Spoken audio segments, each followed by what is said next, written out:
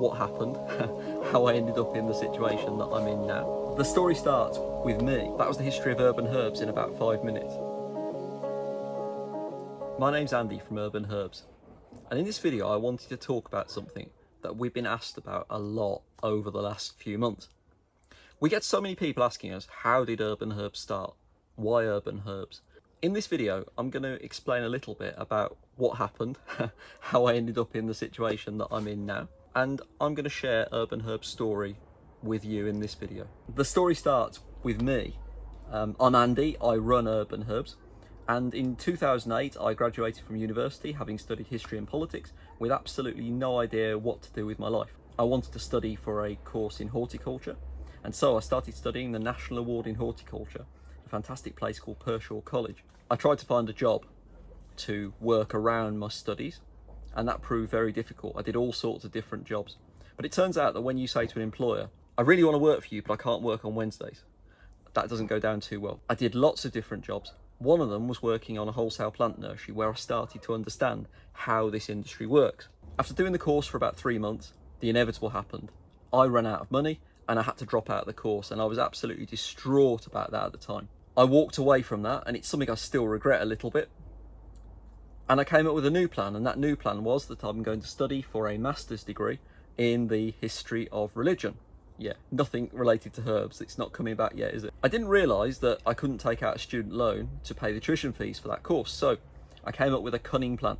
And that cunning plan was that I would grow X number of plug plants using the techniques that I'd learned working on that wholesale plant nursery, and I'd sell them at local farmers markets for a profit that would pay for my tuition fees and support my cost of living during that time. I had a great time studying for my masters. I really enjoyed the course. I wrote a thesis. I submitted that thesis while I was at a farmer's market. But when the course finished, I realised that I'd actually created a viable, functioning business, a business that I absolutely loved. So why not carry on, I thought. My then girlfriend, my now wife, we kept saying to each other, let's just give it one more year. One more year. And we kept on going. Over the last decade, Urban Herbs has changed a lot. We used to do lots of little markets and food festivals. We travelled around the United Kingdom. Sometimes we'd do 3, 4, 5 events. One bank holiday weekend, we actually did 7 events in one weekend. But we realised that something was wrong. We realised that we'd actually got too broad, and we were motivated by awards and money. And we'd become a business that was selling herbs rather than sharing the joy of growing herbs. Does that make any sense? I really hope that it does, because I really mean that. So in 2018, 2019, we actually went back to basics a little bit.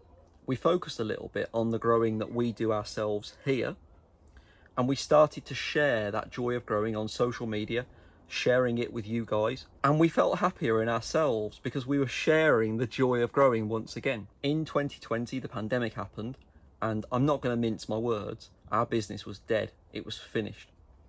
We were minus thousands of pounds into our overdraft because so many of the events that we'd actually booked onto had collapsed. Some of the companies had actually collapsed and taken our deposits with them.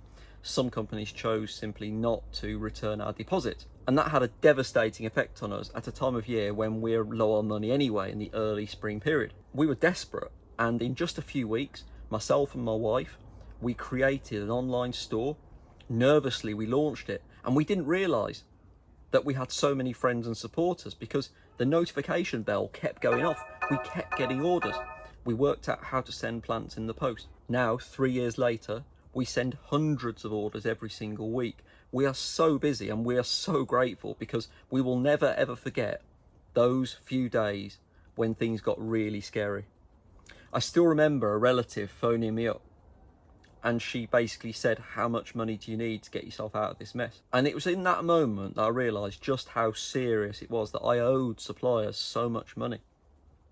So we will never ever forget those people that stood by us in that difficult time.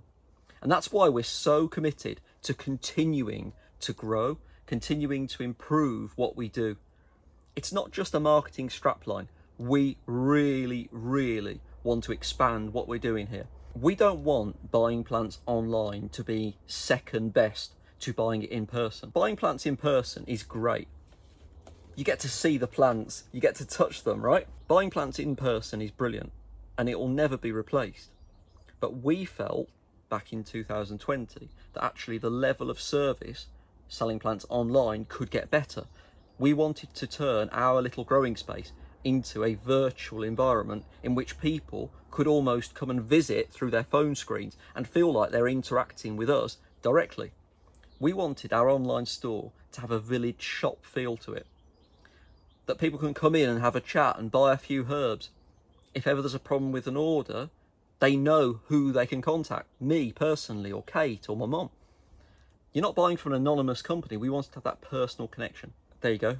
That was the history of Urban Herbs in about 5 minutes.